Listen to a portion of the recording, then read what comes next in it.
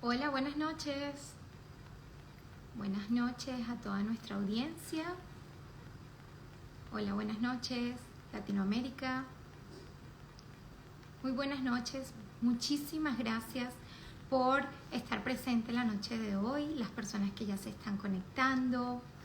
El día de hoy, Victus Nutrición Megalabs trae un live súper especial desde acá, desde la ciudad de Miami. Mi nombre es Rosailín Torres, soy licenciada en Nutrición y Dietética y además soy gerente de producto de Megalabs, representando marcas importantes en las cuales en este segmento constantemente estamos invitando a esos... Aquí ya se conecta una de nuestras invitadas especiales.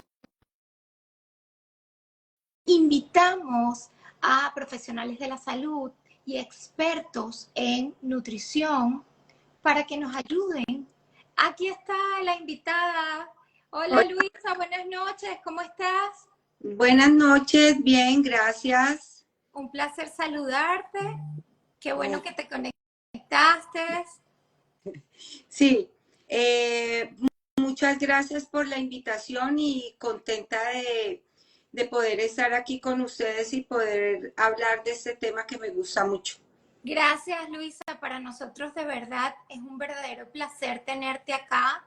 Sabemos que eres experta en la materia, sobre todo lo que es el tratamiento nutricional en el paciente con enfermedad hepática. Estaba haciendo una presentación y una introduccción a nuestra audiencia. Ya tenemos muchas personas conectadas. Estamos desde acá. Yo estoy desde la ciudad de Miami. Y Luisa nos acompaña desde Colombia, desde Cali específicamente. Para mí es un honor tener invitados especiales y este es el primer live que tiene Megalabs en el segmento de Victus Nutrición para el año.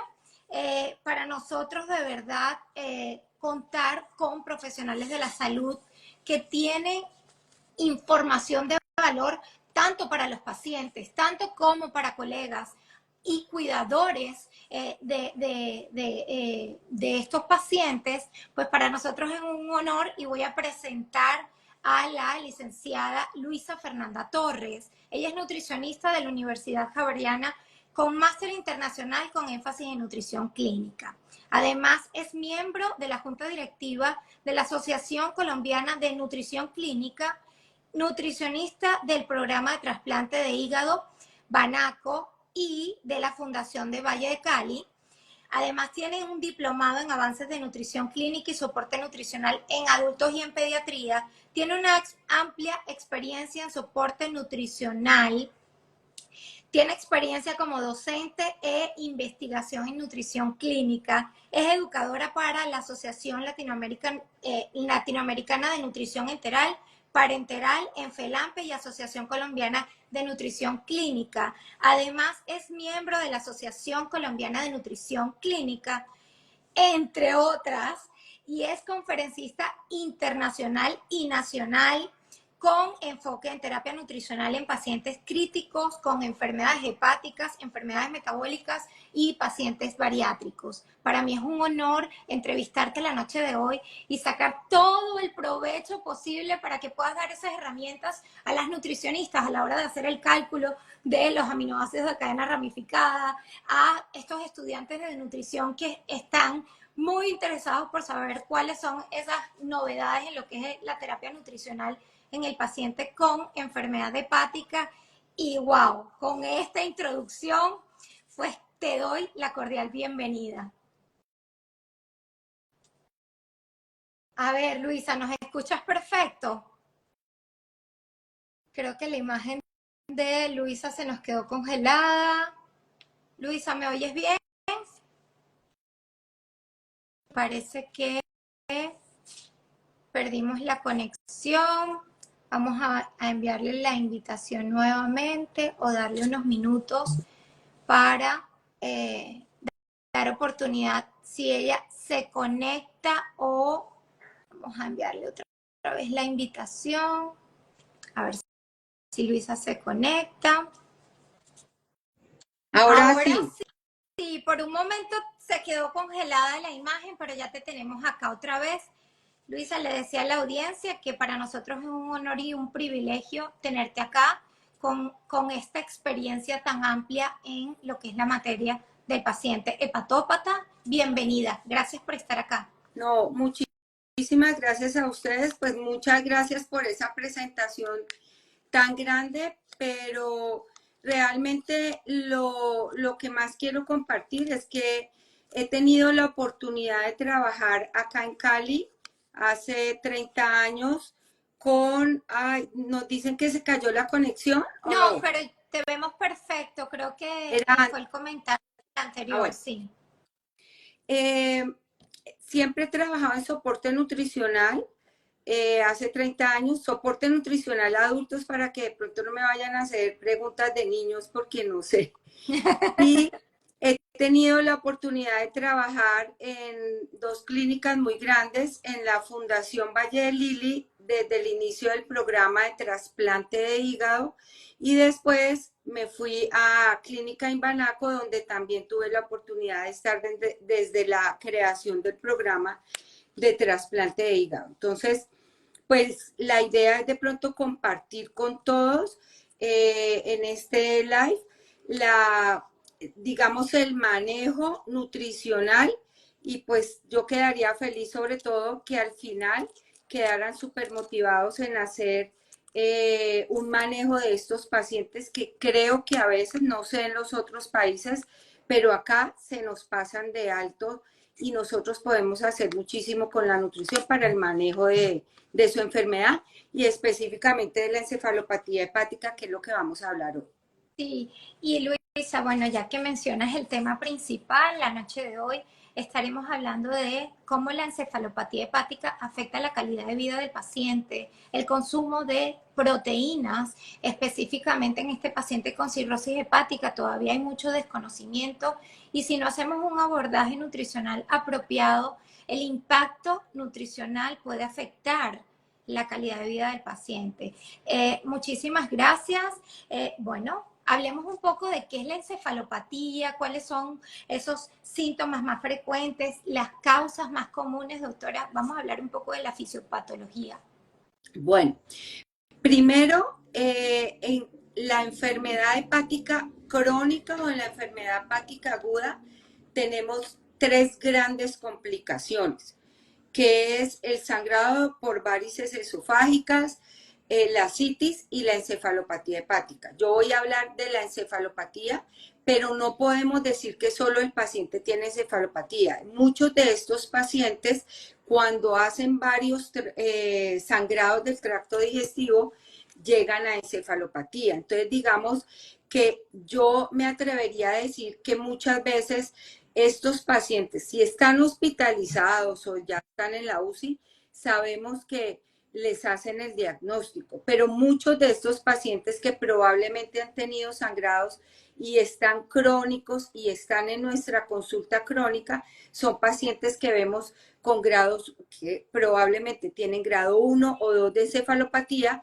y se nos va pasando como que de pronto no tiene encefalopatía. Entonces, por eso, ahorita, ya que les voy a hablar un poquito de la definición, también quiero que tengan muy en claro los grados de encefalopatía, porque ¿qué es lo ideal? Que el paciente con problema o con enfermedad hepática vaya y sea manejado por un hepatólogo. No sé, pero por ejemplo aquí en Colombia y en Cali, no todos los pacientes son manejados con falla hepática por hepatólogo. Muchos de estos crónicos son manejados por gastroenterólogo. Y cuando llegan a nutrición, nosotros como nutricionistas no somos médicos ni vamos a hacer diagnósticos, pero sí nos podemos dar cuenta de que ese paciente probablemente está en un grado 1, está en un grado 2, y pienso que parte de nuestro trabajo fuera de nutrir el paciente es que el paciente nos avance en esa encefalopatía y nos vaya a llegar a la hospitalización a la unidad de cuidado intensivo.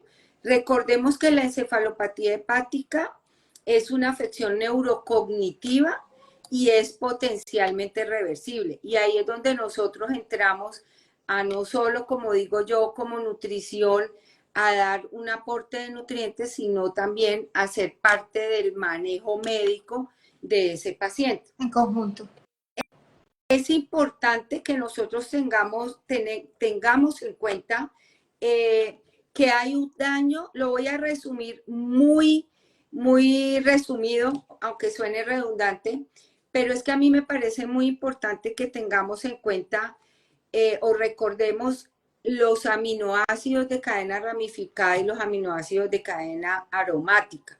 Nosotros sabemos que tenemos unos aminoácidos, glutamina, alanina, que son catabolizados y que deben ser metabolizados en el hígado. Pero como el hígado está enfermo, no nos va a hacer una adecuada metabolización y por eso es que tenemos los probables falsos neurotransmisores y el aumento del amonio, que sabemos que es lo que nos va a llevar a ese, digamos, compromiso de la parte cerebral. Entonces, digamos que es una enfermedad que nos va a involucrar muchos órganos. Entonces, ¿qué es lo que va a pasar?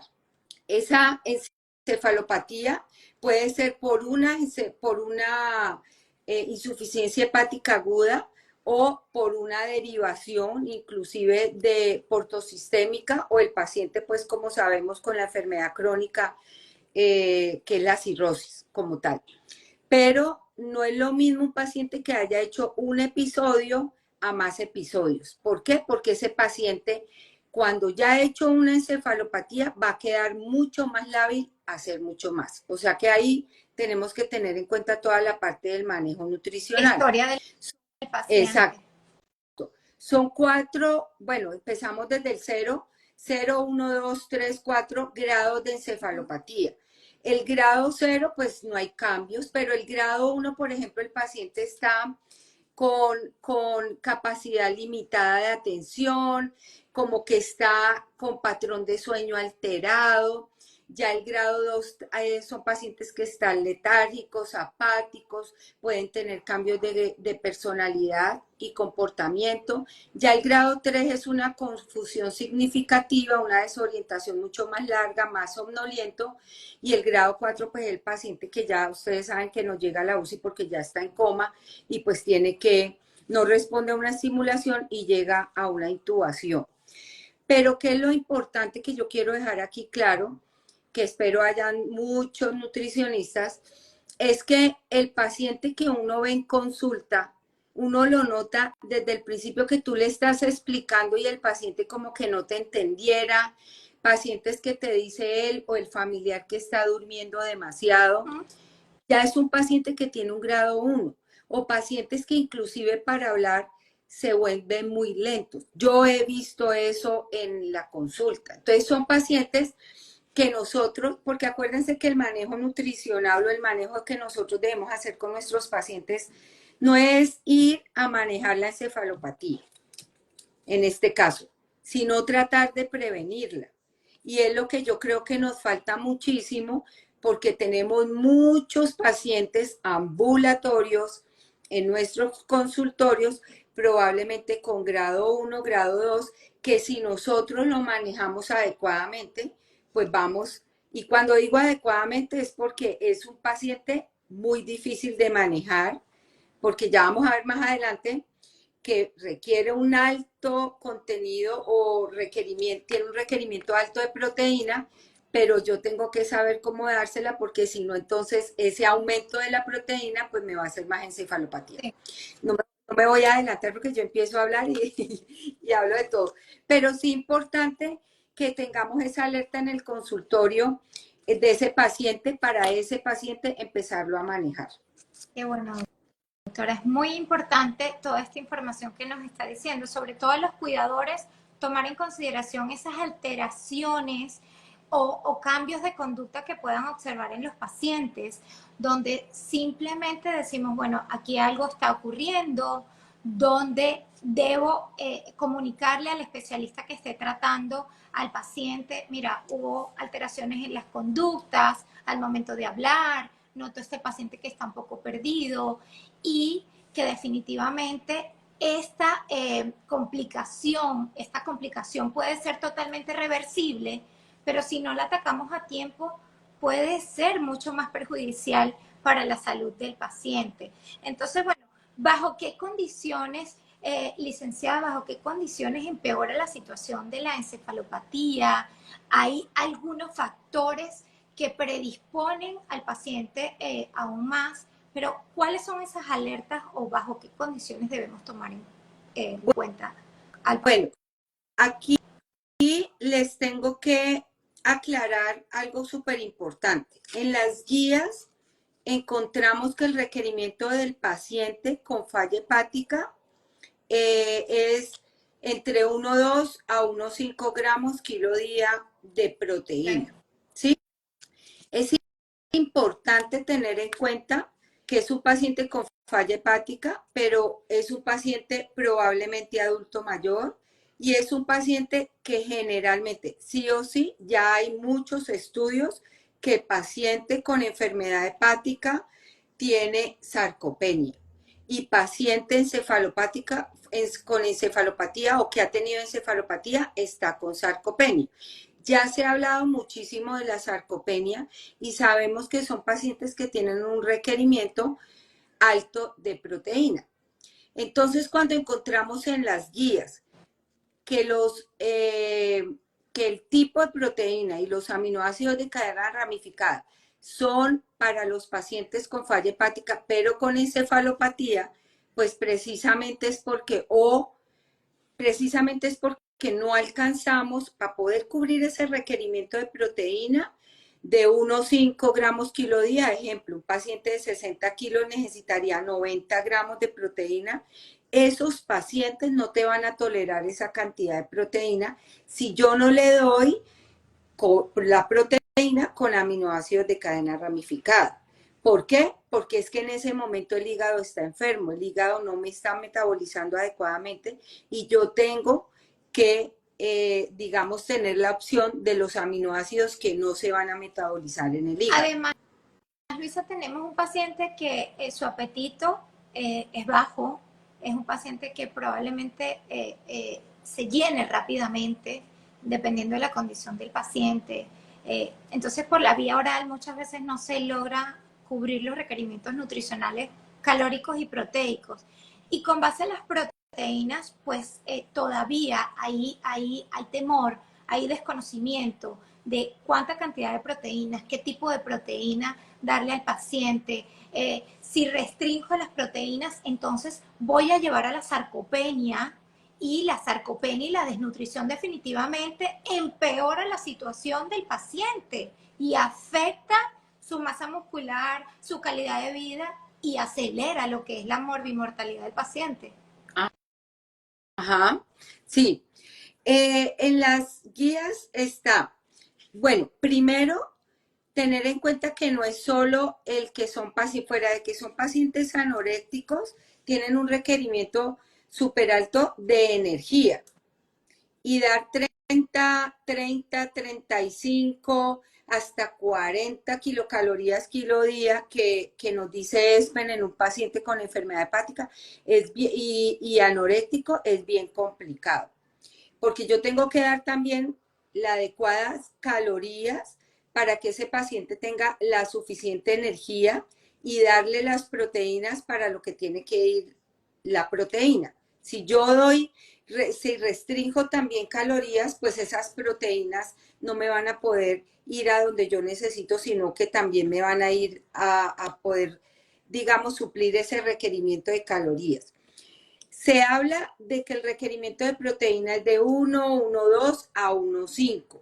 Solo en el paciente con una encefalopatía severa grado 4 que llegó a una unidad de cuidado intensivo, se recomienda bajar temporalmente. ¿Por qué el paciente llega a la UCI encefalopático? Pues llega precisamente para manejar su encefalopatía. Ya sabemos que eso es un manejo médico nutricional porque el médico va a tener unos medicamentos, ya sea por vía enteral o a veces toca parenteral, para tratar de mejorar esa encefalopatía. Pero yo tengo que nutrir ese paciente, lo tengo que nutrir, pero con una fórmula que me va a ayudar a no agravar esa encefalopatía. ahí hay dos cosas importantes. Primero, tener en cuenta cuál es el manejo médico de ese paciente. Hay, por ejemplo, medicamentos que normalmente son los más comunes acá en Colombia, me imagino que en otros países también, que es la L-ornitina y se me fue la otra, aquí la tengo, la L-ornitina y la L-aspartato, pero también son pacientes que tienen de base una laxante, la lactulosa, para que ese paciente pueda hacer eliminación de ese amonio. Y que Es, el estreñimiento sí, debe ser corregido y manejado a tiempo. sí, entonces, por ejemplo, un paciente en UCI o crítico es un paciente que requiere estar con 2 o 3 deposiciones diarias. Entonces, aquí les hago mucho énfasis porque te pueden llamar a decir, ay, la fórmula le dio diarrea y no caemos en cuenta que el paciente tiene el medicamento y pues así es que se requiere tener. Y el paciente crónico, tenemos que tratar como sea de manejarlo con una dieta alta en fibra todo el tiempo y más que manejarlo con alta en fibra es estar pendiente y estarle preguntando cómo es su hábito intestinal. Un paciente que esté estreñido llega súper fácil a encefalopatía hepática, sobre todo si ya ha hecho más anteriormente encefalopatías hepáticas, ¿sí? Entonces, eso es muy importante. La historia del paciente, los hábitos, pero miren que aquí nos estamos metiendo a otros aspectos. Yo en algún momento hace años hicimos una charla que se llamaba Manejo nutricional del paciente con falla hepática, un reto para el nutricionista, porque de verdad es, es un paciente que tiene relación, o sea, que tiene no relación, sino que tiene disfunción de un órgano súper importante y que tiene que ver con metabolismo de proteínas, metabolismo de grasas y metabolismo de carbohidratos. Por eso es importante, aquí estamos hablando solo de la proteína, pero ahora vamos a hablar de los otros nutrientes para que ese paciente pues pueda tener la adecuada tolerancia y la adecuada adherencia del suplemento nutricional si lo estamos dando como suplemento o nutrición enteral si es un paciente que estamos nutriendo por sonda. Qué bueno, Luisa. Quiero resumir un poco aspectos claves que has mencionado, como por ejemplo, el paciente debe ser tratado por un equipo multidisciplinario. Estamos hablando de el hepatólogo, el gastroenterólogo y el nutricionista que trabaja de la mano con ese especialista, pero que a su vez hay que considerar primero la antropometría del paciente, cómo está el estado nutricional, si ese paciente presenta sarcopenia, Allí, si la historia... discúlpame, Uh-huh. discúlpame que me había olvidado decirles algo. Hoy en día nosotros tenemos que sí o sí medir esa sarcopenia. Okay. Nosotros tenemos, si no tienes el impedanciómetro o el ecógrafo para medirlo, puedes hacerlo con dinamometría, que es muy fácil tener dinamometría, o simplemente medir la circunferencia de la pantorrilla. Entonces, eso también es importante que nosotros como nutricionistas hagamos ese diagnóstico y lo escribamos en la historia para Muy justificar.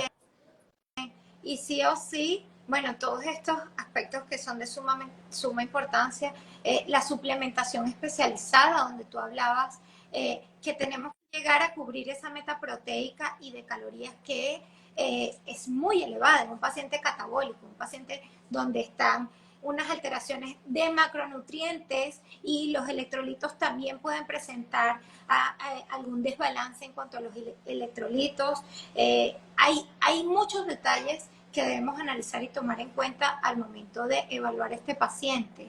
Y has mencionado las proteínas una y otra vez y la gente dice, bueno, ¿qué tipo de proteínas? Proteínas de alto valor biológico, proteínas de origen animal, proteínas de origen vegetal, los aminoácidos de cadena ramificada. Quiero que entremos en este tema específico a hablar de esos aminoácidos que juegan un papel esencial como lo es la valina, la leucina y la isoleucina, que van a ser claves para mejorar la calidad de vida del paciente con hepatopatías.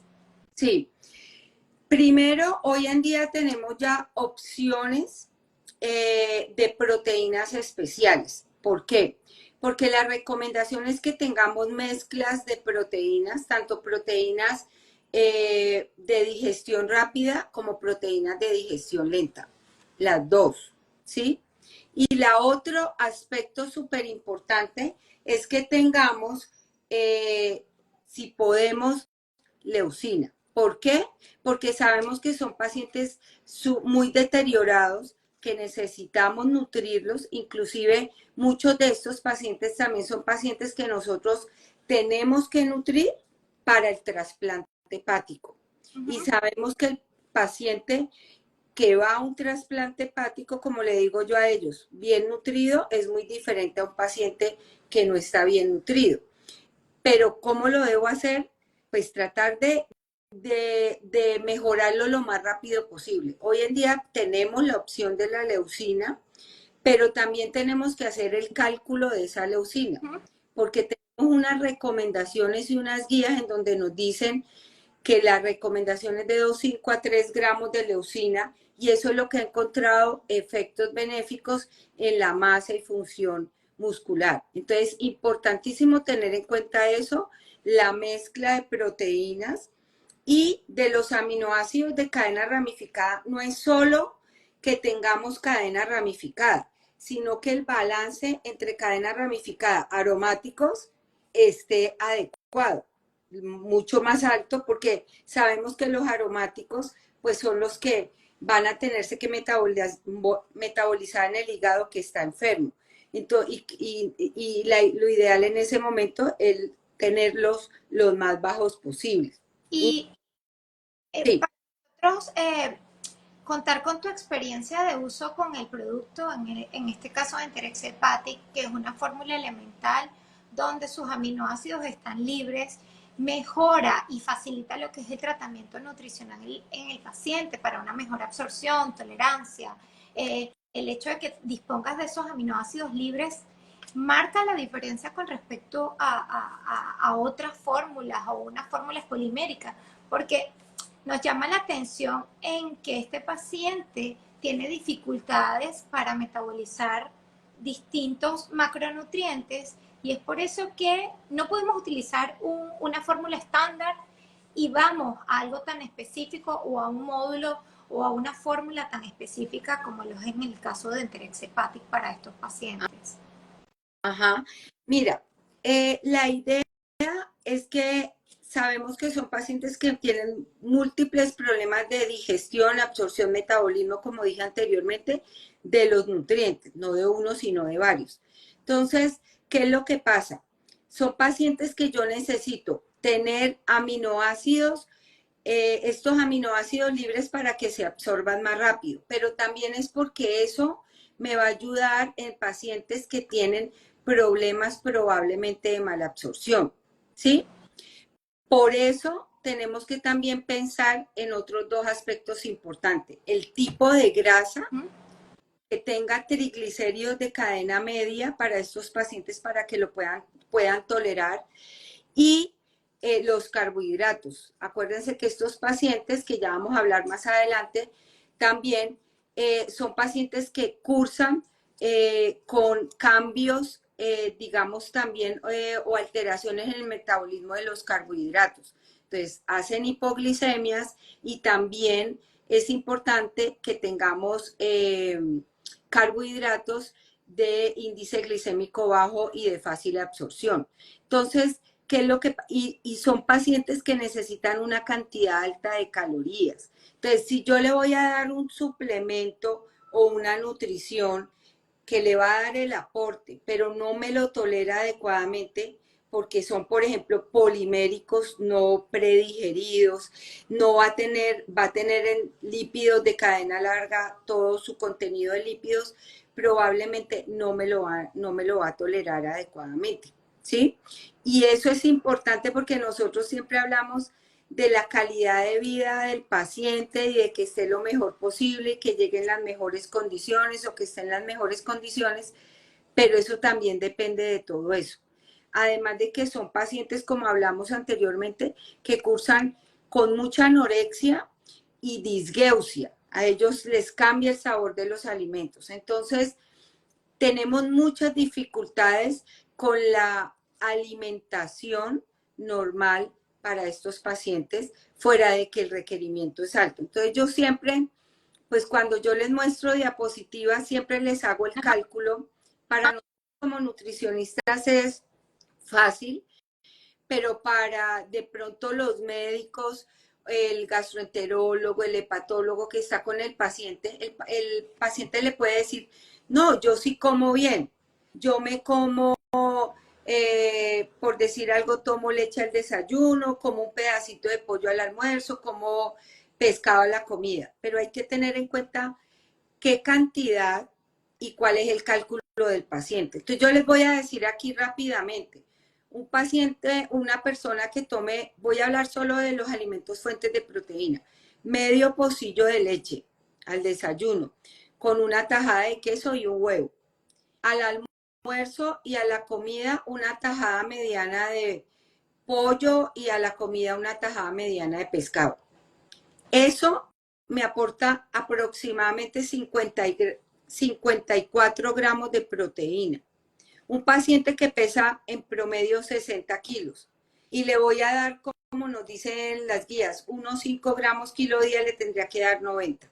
Asumiendo que se come lo que les acabé de decir, que come huevo y queso y leche y lo demás. Entonces, en esto hay que tener muy en cuenta eso. Algo que se me olvidaba.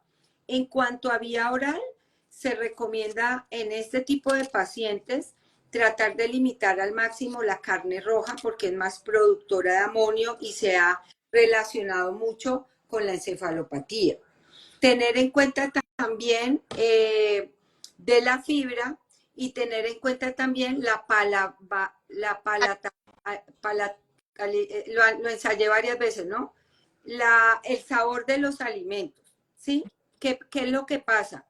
Como les dije al principio, son pacientes que cursan con ascitis probablemente, entonces le quitan la sal, le restringen líquidos, son pacientes que cuando nosotros vamos a ver la dieta, es dieta que de verdad no es nada agradable. Sí. Entonces, paciente con anorexia, disgeusia, y fuera de eso le estás diciendo que coma sin sal, sin grasa, pocos líquidos, etc.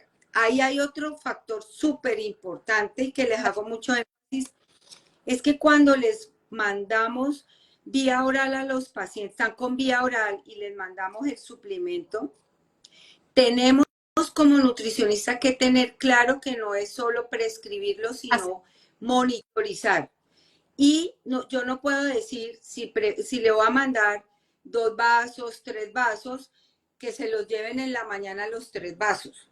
O que se lleven un vaso entero y fuera de eso le están llevando otros líquidos a un paciente probablemente que no puede tomar tantos líquidos. Entonces, es como tratarles de cuadrar.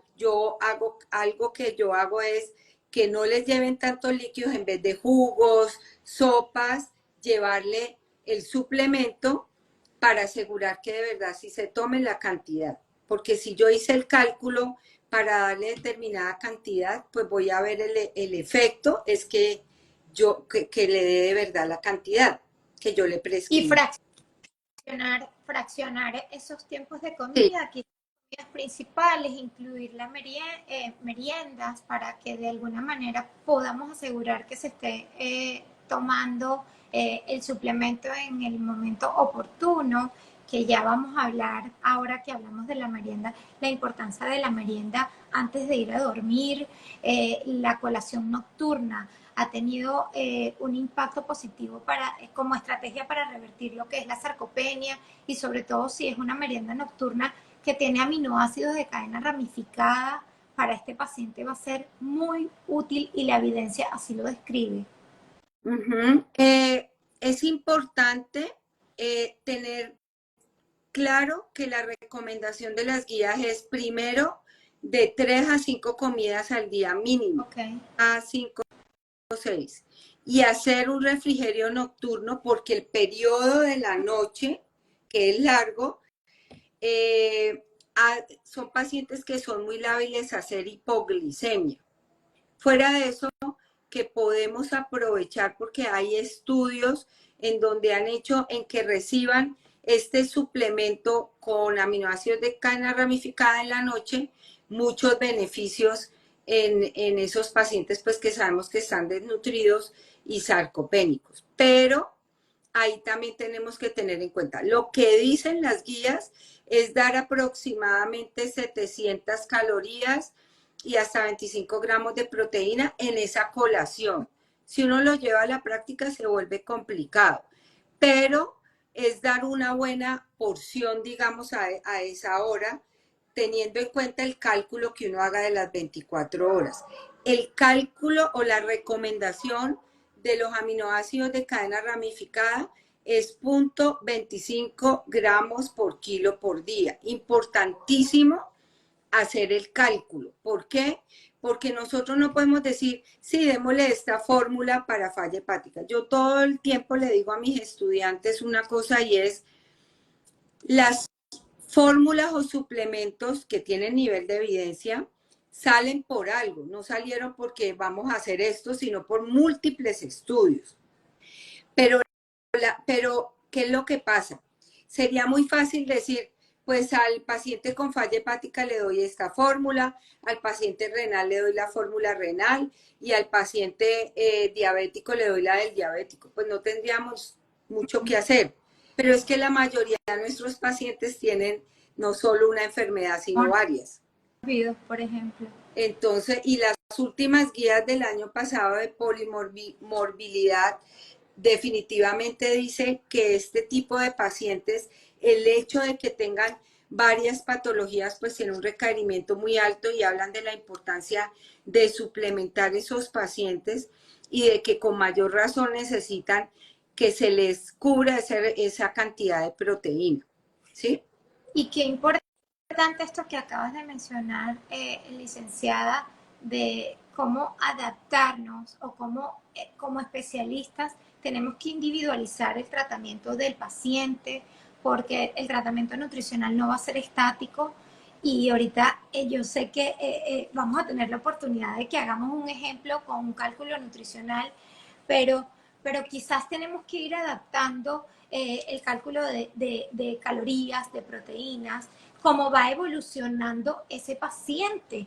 Y siempre tú nos mencionas, bueno, vamos a hacer ese cálculo nutricional, 0.25 gramos de proteína por kilogramo de peso.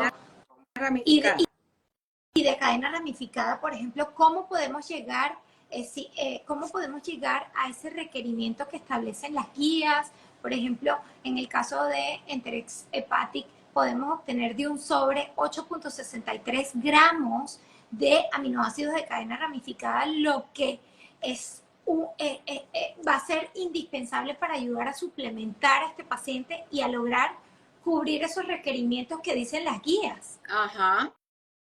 Mira, hagamos un ejemplo. El paciente pesa 65 kilos y requiere unos 5 gramos kilo día de proteína. Entonces, 65 por 1,5 me da 97.5. ¿Sí? Yo asumo, estoy aquí hablando que le hice la anamnesis al paciente y el paciente está consumiendo el 60% del requerimiento de proteína. Cuando yo hago esa resta, el paciente requiero darle aproximadamente 39 gramos de proteína, de más, porque el paciente requiere 97 y le está recibiendo con la vía oral 58, ¿sí? Entonces me faltan, digamos, 40 gramos de proteína. ¿Qué tengo que tener en cuenta? Un sobre me va a dar 18.6 gramos de proteína. Si yo requiero darle 40, pues le tendría que dar 2 sobres para que me daría 37.2. Bueno, pero tengo que hacer el cálculo de los aminoácidos de cadena ramificada. Si el paciente pesa 65 por 0,25 me daría que le tengo que dar 16,2 gramos de proteína.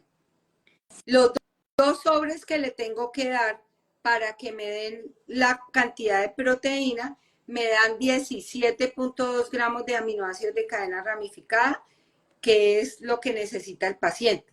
Aquí me dio exacto. Entonces, la idea es hacer el cálculo de proteínas y el cálculo de aminoácidos de cadena ramificada. En este ejemplo, es un paciente que está con vía oral, ¿sí?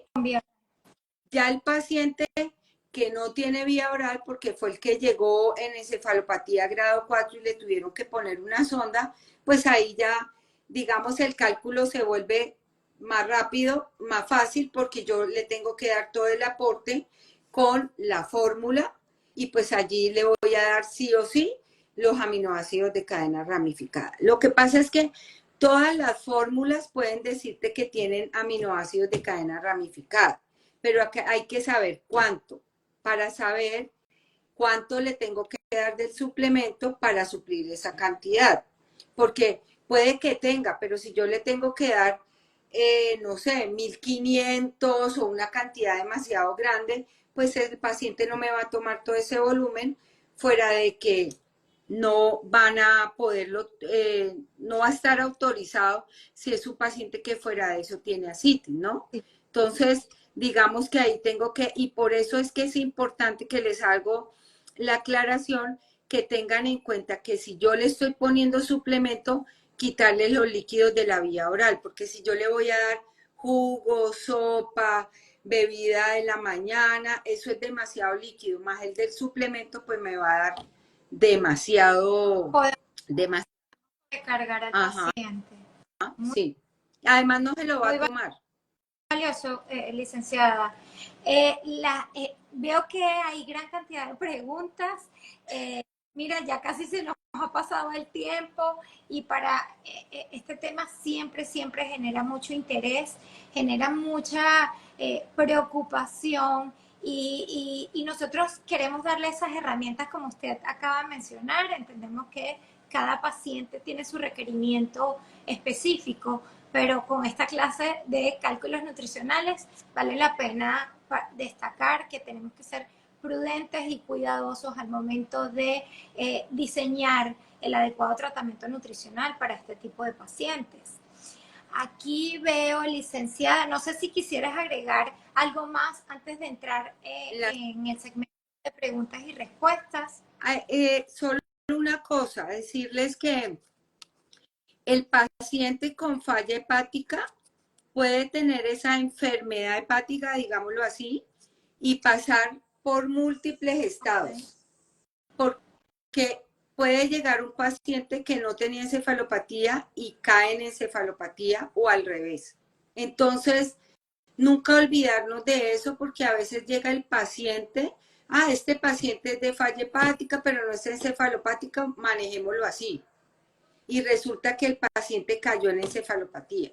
O a veces lo que pasa también es que le hacen todo el manejo médico y son pacientes que no mejoran su grado de encefalopatía y definitivamente sí o sí necesitan la parte de manejo nutricional.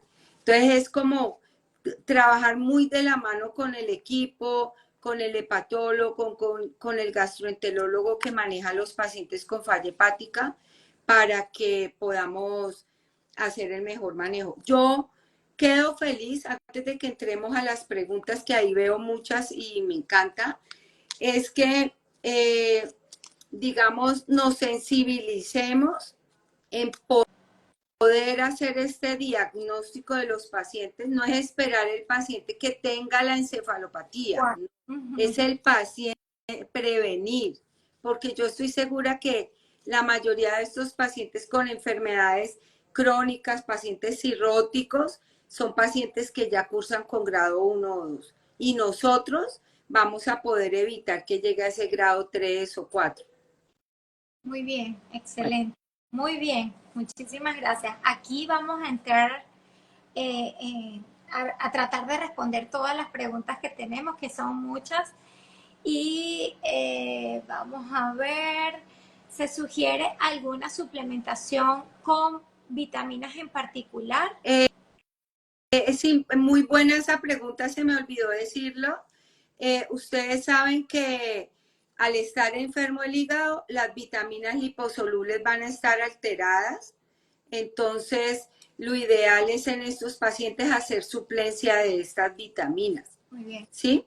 Si el suplemento las tiene, pues con mayor razón y saben que ahí de una vez estamos dando todo. Entonces, esa es una ventaja también, de que si tenemos el suplemento con las vitaminas de una vez ahí, normalmente tienen todas las vitaminas y uno con determinado volumen, 1000, 1500, puede llegar al requerimiento básico. Pero si yo tengo aumentadas estas liposolubles, pues va a ser mucho mejor.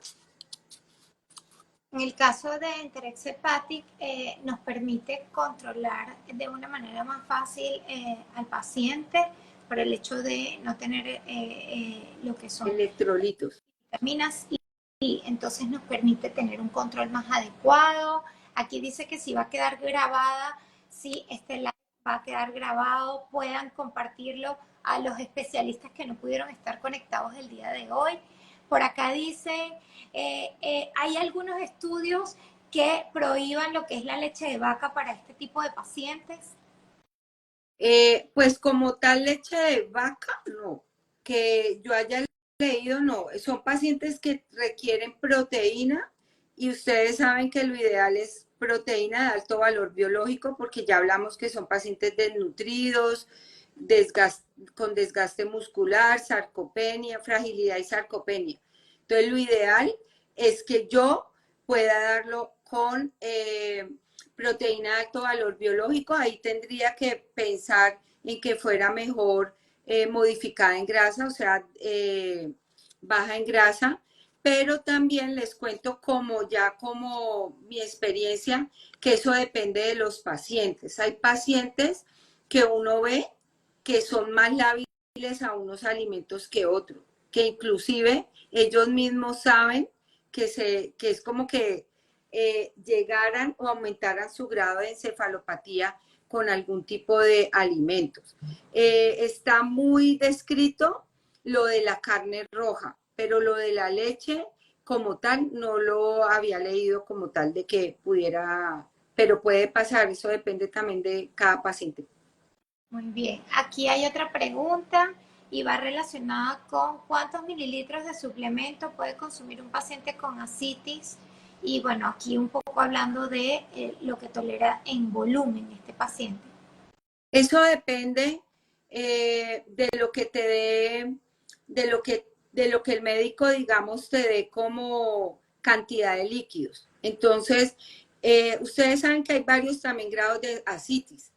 Y ascitis, entre más ascitis tenga, pues eso es parte del tratamiento, es que esos pacientes le tienen que hacer manejo de esa ascitis y hacer paracentesis, porque si no hacemos eso, el paciente no va a tolerar porque esa cantidad de líquido te está aprisionando tu tracto gastrointestinal y son pacientes que no te toleran nada. Entonces, digamos que tiene que haber ese manejo.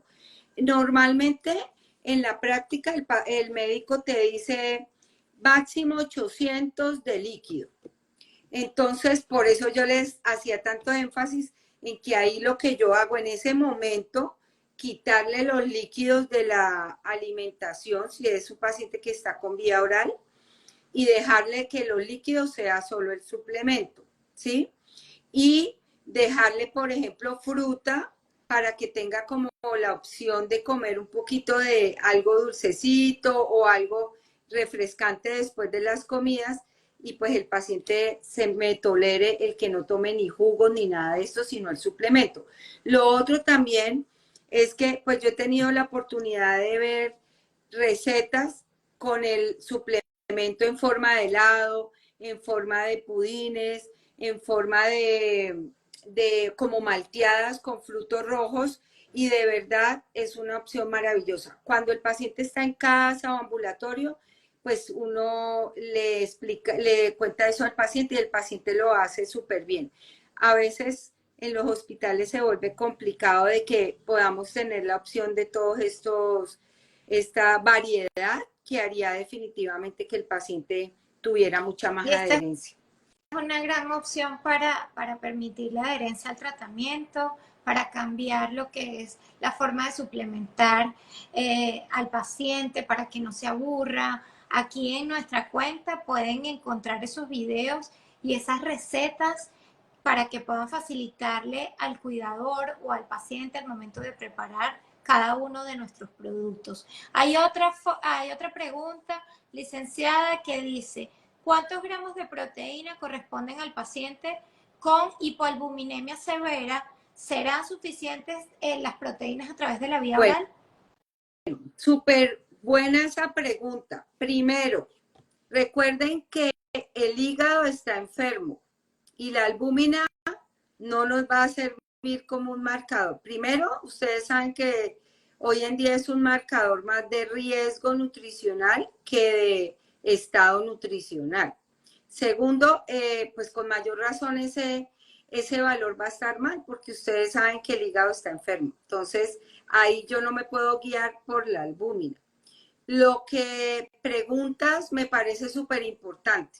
Y yo, por ejemplo, soy una amante de la sonda de nutrición porque a veces con el suplemento en un paciente que tiene un requerimiento demasiado alto, como ya les dije, no solo de proteínas, sino de calorías, y que si yo no doy las adecuadas calorías, entonces no voy a usar las proteínas para lo que necesito.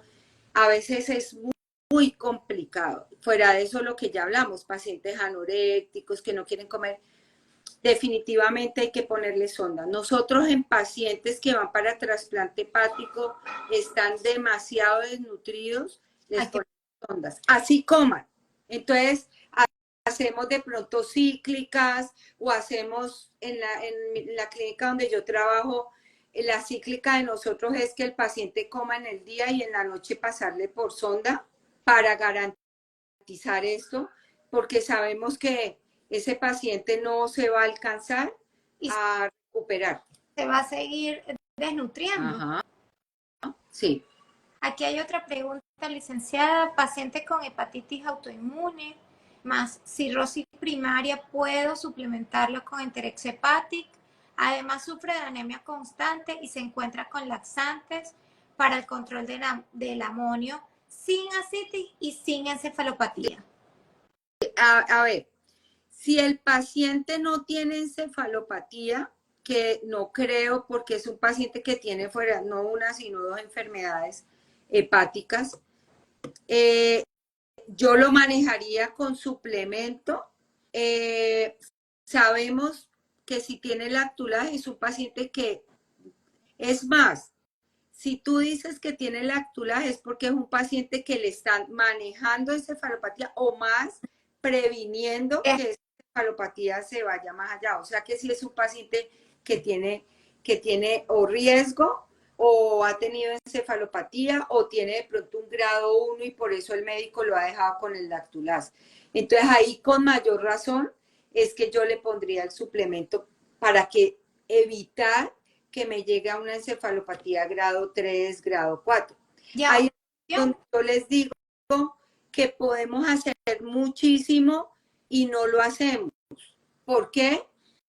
Porque inclusive las guías son demasiado como categóricas en decir, solo si tienen encefalopatía, aminoácidos de cadena ramificada. Y si ustedes leen las de ESPE, más abajo dice, paciente que no ha mejorado con todo el manejo médico de la encefalopatía, se le debe poner aminoácidos de cadena ramificada. Entonces, como digo yo, se dice y se contradice, porque el paciente, para yo poderle dar esa cantidad de proteína, ese paciente lábil sí o sí, si yo no lo hago con estos aminoácidos, con esa cantidad de proteína que yo le debo poner, me va a hacer encefalopatía porque no es capaz de metabolizar esa cantidad. muy bien.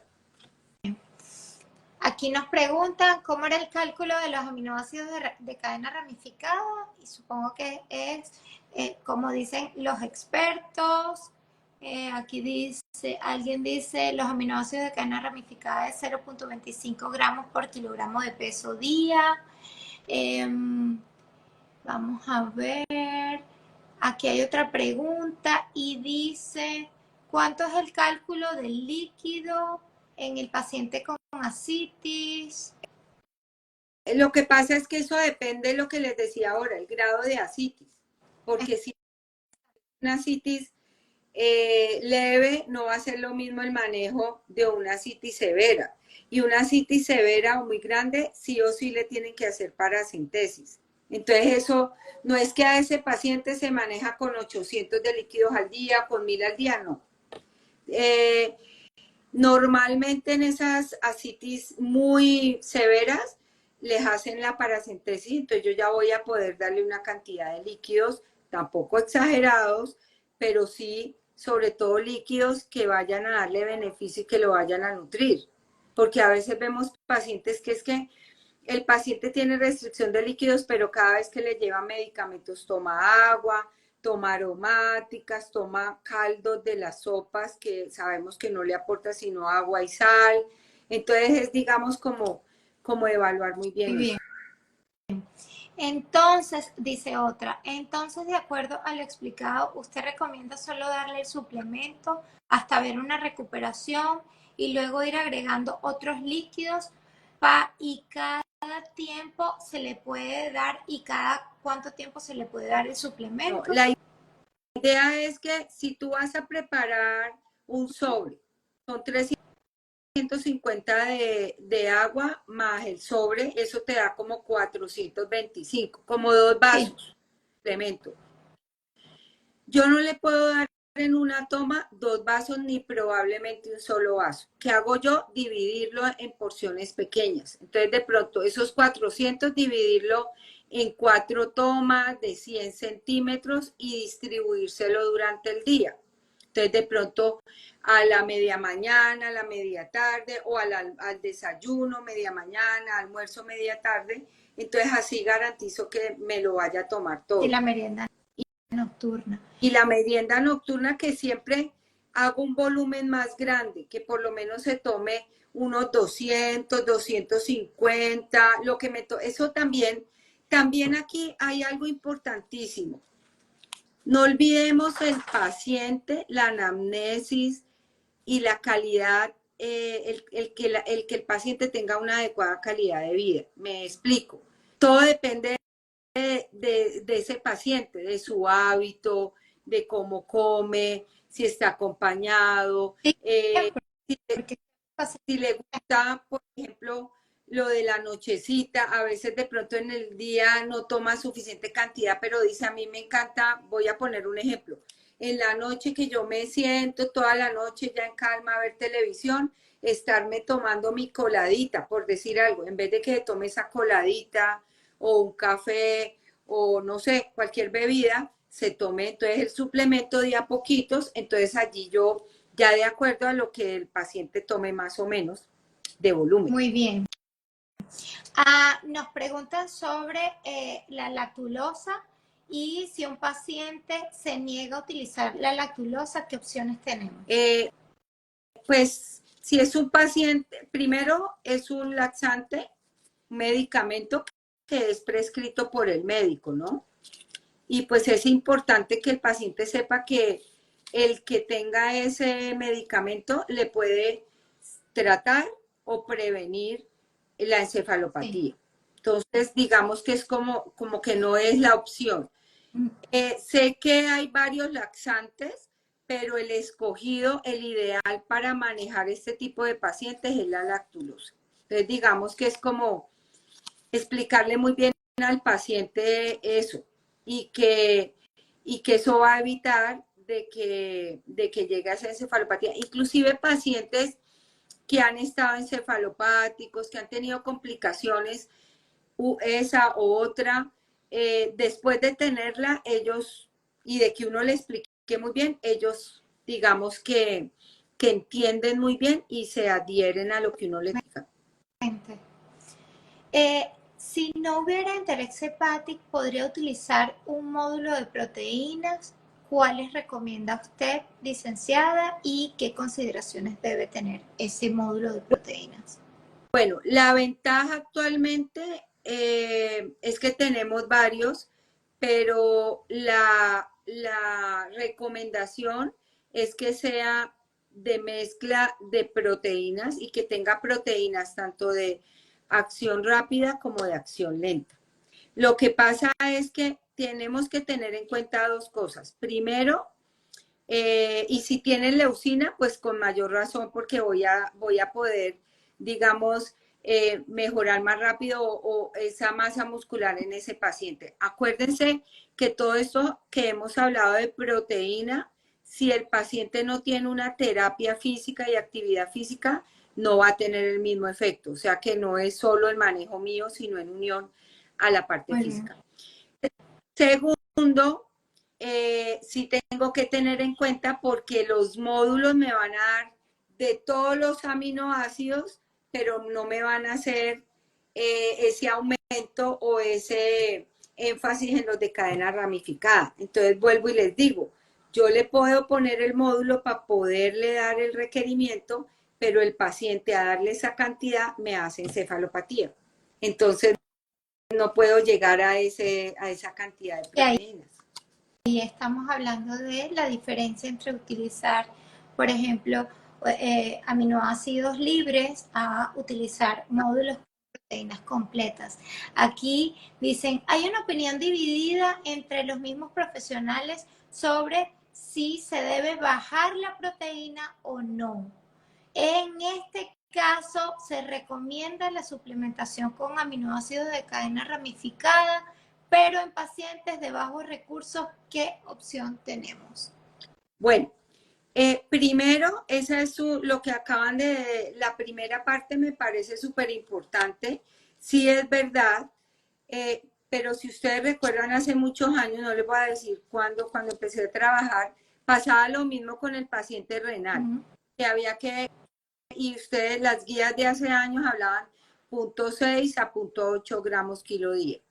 Las guías hablan muy claro. Si el paciente está en grado severo de encefalopatía, yo le debo hacer restricción de proteína, pero esa proteína es temporal porque precisamente pues se le está manejando su encefalopatía. Acuérdense que si yo sigo con el paciente con la mitad del requerimiento, 0,6, 0,8 gramos kilo día, voy a hacer más desnutrición y por ende más desnutrición y más falla hepática. Entonces, es un círculo vicioso que debo tener en cuenta y debo romper y saber sobre todo cuánto es temporalmente. El paciente llegó a una UCI a manejarle la encefalopatía. En 2 o 3 días el paciente tiene que estar ya digamos, estable, porque por eso fue que entró, ¿sí? Y la otra parte me parece súper importante.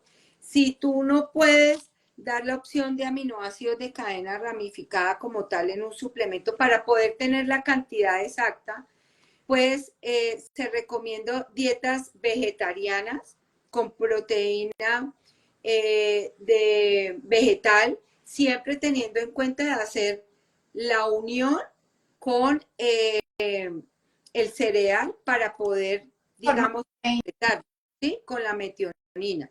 Entonces, tener en cuenta eso. Y sin embargo, licenciada, también vale la pena destacar si estamos alcanzando esos requerimientos de aminoácidos de cadena ramificada a través de un sobre de un producto y poner en la balanza cuánto podría ser el riesgo en cuanto a la salud del paciente si no aplicamos el tratamiento nutricional adecuado, puede ser mucho más Exacto. costoso que utilizar un suplemento especializado. Sí, y si por ejemplo tú sabes que hoy en día en las clínicas y ya también ambulatoriamente, tu gestión como de la parte nutricional, de soporte nutricional, pues la idea es ser costo efectivo. Entonces, si yo no, si hoy inclusive nosotros aquí en Colombia, pues tenemos que justificar muy bien lo que nosotros vamos a dar. Pero si es un paciente que nosotros, lo que tú decías, lo podemos recuperar más rápidamente, o por ejemplo, va para el trasplante hepático, que ya, digamos, le salió su trasplante, yo lo tengo que nutrir súper rápido porque el trasplante, la evolución, la recuperación, porque es una cirugía abdominal mayor, no va a ser la misma en un paciente desnutrido que no nutrido. Hay que prepararlo adecuadamente. Ajá, y a veces yo no tengo mucho tiempo. Muy bien, muy válido. Se nos fue una hora con este tema muy interesante, muchas preguntas. Creo que hemos tratado de responder todas las preguntas y si no las hemos respondido es porque de alguna manera se repiten. De igual forma, la doctora pondrá a disposición el medio por donde se pueden comunicar con ellas y nuestras redes también están abiertas siempre a apoyarlos en todo lo que es materia nutricional, tratamiento nutricional oportuno, según cada patología y cómo ofrecer una adecuada educación nutricional para todos los que hoy están presentes en este live. De verdad que agradecemos muchísimo la presencia de la licenciada Luisa esta noche de hoy. Una audiencia que se mantuvo activa, constantemente preguntando, muy interesante, quedará grabado el live.